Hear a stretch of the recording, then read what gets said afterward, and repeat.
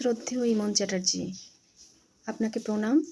আপনার সুরের জন্য, গলার গানের যে সুর দিয়ে আপনি মানুষের মন জয় করেন সেটা তার জন্য।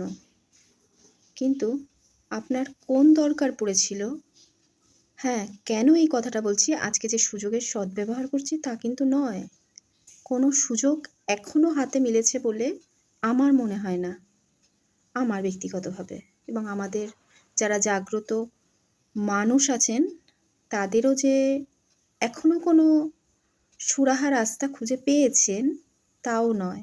বিশ্বাস অবিশ্বাস দুটোর মাঝখানে আটকে আছেন, আমি এটা হলফ করে বলতে পারি, কারণ আমার কমেন্ট সেকশন সেই রকমই কথা বলে।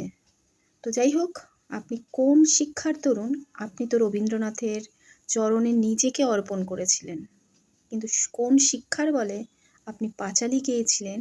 এটা আমার একটা বড় প্রশ্ন, এবং জনতারও বড় প্রশ্ন থাকবে। আপনার যখন কালকে ওই গানটা শুনলাম, বরিষ্য ধারার মাঝে শান্তির বাণী, সত্যি মুগ্ধ হয়েছিলাম।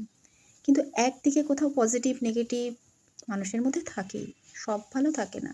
কিন্তু এত বড় ভুলটা কেন করলেন আপনি? আমি জানি না।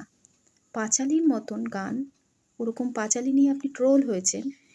আজকে বলুন তো, আপনি ট্রোলের উপযুক্ত কিনা, কাজ করেছেন কিনা? ন্যাশনাল অ্যাওয়ার্ড প্রাপ্ত ইমন চট্টোপাধ্যায়। আমার সুযোগের সদ্ব্যবহার নয়। কোয়েল মল্লিককে ভীষণ ভালোবাসতাম মনে প্রাণে, রঞ্জিতবাবুকেও ভালোবাসতাম। তো ধুতির গায়ে দাগ তখনই লেগেছিল, আমি দেখবে প্রচুর আগে পোস্ট করে ফেলেছি, যেটা ভোটের অনেক আগে, মানে মোটামুটি 2 মাস আগে, যখন অভিষেক ব্যানার্জি তাকে প্রণাম করতে গিয়েছিলেন, তখন লিখেছিলাম আপনিও ধুতির গায়ে দাগটা লাগিয়ে দিলেন, সাদা ধুতির গায়ে। প্রতিবাদ নয়, চিন্তাভাবনা মানুষের বদলেছে, এবং সেই চিন্তাভাবনা থেকে কতটা ছোট হয়ে গেছেন সেটা যতই আপনি শুভ্র বস্ত্রে এত সুন্দর একটা রবীন্দ্রনাথের গান ডেডিকেট করেন কিনা জনগণের জন্য, বোধহয় কোথাও গিয়ে একটু থমকে গেছে জনগণ। যাবে, আমার মনে হয়।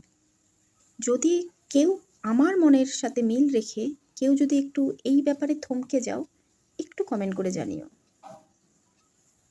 কোয়েল মল্লিকের প্রতিও প্রচুর শ্রদ্ধা ছিল, এবং তার বাবার প্রতিও। সেটাও চলে গেছে, সেটাও আর ফিরে আসবে না। তো আপনার প্রতিও জানি না ফিরে আসবে কি না, কথা দিতে পারছি না। মানুষের মন তো, কখন বদলায়, বদলাতে পারেন কি না আপনি, সেই দায়িত্ব এখন আপনার হাতে।